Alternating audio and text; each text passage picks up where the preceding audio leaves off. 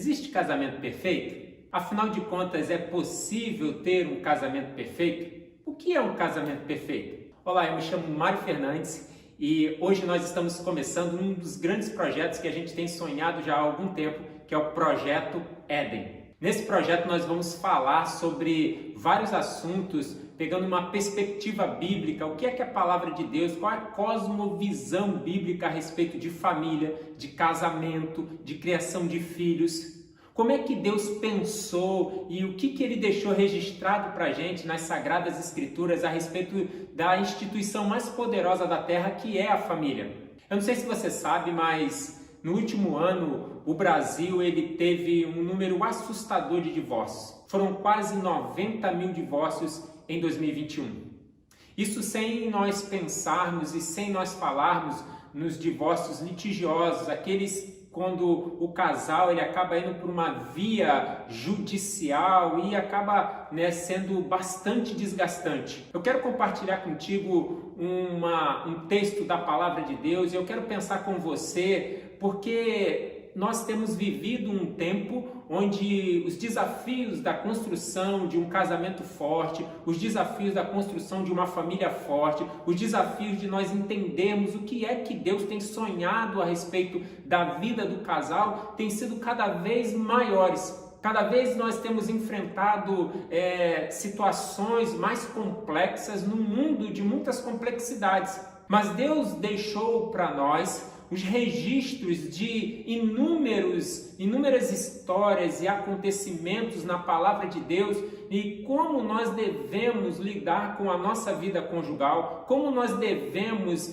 criar os nossos filhos, como nós devemos olhar para a vida familiar. E é exatamente isso que eu quero compartilhar com você nessa série que se inicia hoje, que é o Projeto Éden. Nesse projeto nós vamos falar numa perspectiva bíblica e pensarmos sobre vários assuntos que dizem respeito aos relacionamentos afetivos entre homem e mulher, desde o namoro ao noivado até mesmo o casamento. Porque tudo que nós vivemos na nossa sociedade, nós partimos numa perspectiva de que se a nossa família, se o nosso relacionamento conjugal, ele estiver alicerçado, ele estiver estruturado, ele partir de uma compreensão do que é que Deus realmente tem pra gente, sem dúvida alguma a gente vai poder viver com muito mais intensidade e prazer aquilo que Deus projetou lá no início. E eu quero compartilhar contigo nesse nosso primeiro vídeo, eu quero compartilhar contigo a história do primeiro casal da Bíblia, que você já sabe qual é. E se você está com a sua Bíblia, eu convido você então para acompanhar comigo o que o livro de Gênesis conta para a gente. Lá no capítulo 1, nós encontramos Deus relatando a partir do verso 27, dizendo assim, olha, criou Deus o homem à sua imagem. A imagem de Deus o criou, homem e mulher os criou. Deus os abençoou e lhes disse, sejam férteis e multipliquem-se, encham e subjuguem a terra, dominem sobre os peixes do mar, sobre as aves do céu e sobre todos os animais que se movem pela terra. Não há dúvida alguma de que Deus, lá no início de todas as coisas, lá no Éden, lá nos primórdios, quando as Escrituras relatam para a gente a criação do homem, o homem chamado Adão e a mulher chamada Eva, Deus tem um projeto extraordinário, o projeto da construção de uma família. A construção de uma família que se inicia por meio de um relacionamento entre homem e mulher, um relacionamento conjugal. É muito interessante que quando nós olhamos para o relato da criação do homem, para o relato da criação da mulher, nós entendemos algo extraordinário. E eu não sei se você tem pensado a respeito disso, mas Deus cria um homem perfeito. Adão é um homem perfeito. A criação do Adão é a criação do ser perfeito. Um ser cuja vida, ela representa a imagem de Deus. Ela representa a santidade de Deus. Ela representa a essência de Deus. Tanto Adão quanto Eva é um homem perfeito que Deus coloca diante de uma mulher perfeita. A mulher perfeita é a Eva, que é tirada da costela de Adão, que também tem a sua essência em Deus. E Deus Deus une então esse casal que no início é um casal perfeito. É um casal cuja vida é para se viver com intensidade numa relação de proximidade, de amor, de comunhão. Tanto que a Bíblia relata para a gente que Adão, no início de todas as coisas, ele tem tempo com Deus, ele tem comunhão com Deus, ele tem proximidade com Deus, ele conhece a Deus. Da mesma forma, Eva também conhece a Deus. O casal, eles têm uma intimidade com o Senhor. Eles têm uma proximidade com o Senhor.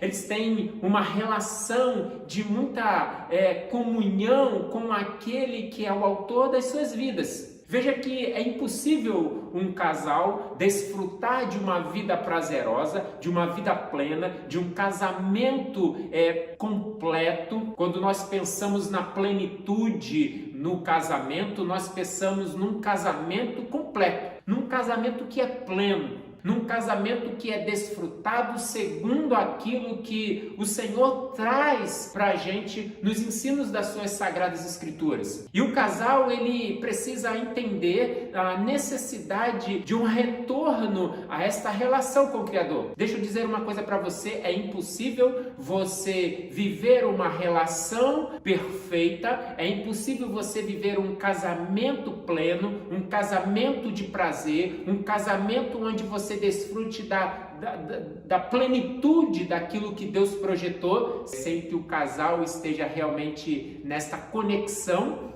com esse Criador, que é Deus. Veja, um homem perfeito, uma mulher perfeita, mas não só isso, mas Deus pega esse casal perfeito e ele coloca no lugar perfeito o Éden. O Éden é um lugar perfeito. O Éden é o lugar da presença de Deus. O Éden é o paraíso, é a casa, é o lar perfeito que Deus criara para que o homem vivesse e construísse a sua família ali. O Éden é o lugar. O Éden é onde o homem ele tem o privilégio e a oportunidade de descobrir-se como ser que se relaciona com Deus e desfruta de tudo aquilo que Deus tem projetado para ele. O Éden é o lugar perfeito para um casal perfeito. Adão é o homem perfeito. Eva é a mulher perfeita. O Éden é o lugar perfeito. Um homem, uma mulher, uma casa. Mas você já sabe que essa história ela não permaneceu assim. Você já sabe que, lamentavelmente, essa história ela não prosseguiu com toda essa perfeição. Porque o homem começou a olhar para aquilo que ele não deveria olhar. Ele começou a se preocupar com coisas que não diziam respeito a ele. O casal começou a olhar para coisas que não diziam respeito à sua vida conjugal, não diziam respeito à construção que Deus tinha para a sua vida relacional. E quando eles fizeram isso, eles se perderam no meio do caminho. Eles se perderam. A perfeição foi quebrada. O projeto de Deus foi corrompido.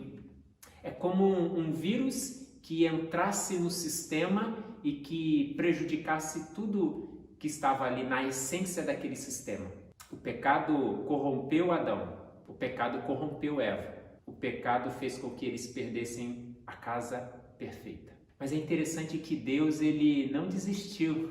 Deus não desistiu. E quando eu te pergunto se existe um casamento perfeito, você precisa avaliar qual é a sua perspectiva sobre perfeição. Para muitos, um casamento perfeito é um casamento sem brigas, um casamento onde ambos estão o tempo todo felizes, é um casamento sem conflitos, sem problemas. Mas será que realmente essa é a verdadeira ou é a mais adequada percepção sobre a felicidade no casamento, sobre a perfeição num ambiente de casamento? Será que aprender a lidar com o outro, aprender a olhar o outro, aprender a ter uma perspectiva da diferença do outro, das imperfeições do outro, não seria um caminho talvez um pouco mais saudável? Será que mesmo olhando e vivenciando problemas, mas tendo em quem resolver esses problemas, e quando eu digo ter quem resolver esses problemas, eu estou me referindo àquele que é o nosso Criador, aquele cuja essência está em nós, e então nós buscarmos nele, acessarmos nele, voltarmos para ele e entendermos que ele, como diz uma frase que eu gosto de mencionar muito, Deus tem interesse no seu casamento, Deus tem interesse no meu casamento. Então, quando eu busco nele a solução e a resposta para os problemas que porventura eu esteja vivendo, ele é o primeiro a realmente querer me dar, me passar, me transmitir o caminho que eu devo percorrer. E aí é claro que quando eu olho nessa perspectiva, a perfeição ganha um novo olhar. Eu passo a ter uma nova cosmovisão. Eu passo a enxergar que a vida relacional, embora haja momentos difíceis e momentos, às vezes até mesmo conflituosos, mas existe solução. Existe um caminho a ser percorrido, existe alguém que se importa e o casal precisa matar o ego, precisa matar aquela vontade interna de estar com a razão de tudo para desfrutar do melhor de Deus. O casal precisa tirar o olhar e não se comportar como Adão e como Eva lá no Éden, que embora recebessem as orientações do caminho que eles devessem percorrer, eles colocaram o seu olhar em outras coisas. Eles se distraíram, eles foram seduzidos por coisas que aparentemente eram mais prazerosas do que aquilo que Deus lhes proporcionara. E aí a queda foi grande, que nós estamos pagando até hoje a queda ocorrida lá no início, lá no Éden. Eu fico pensando que o casamento, ele é uma instituição, a família é uma instituição criada por Deus, para o desfrute daqueles que também foram criados por Deus. Como eu disse no início, Deus cria um homem, cria uma mulher, cria um ambiente. Um homem, uma casa, uma mulher. Um ambiente perfeito, um desfrute perfeito.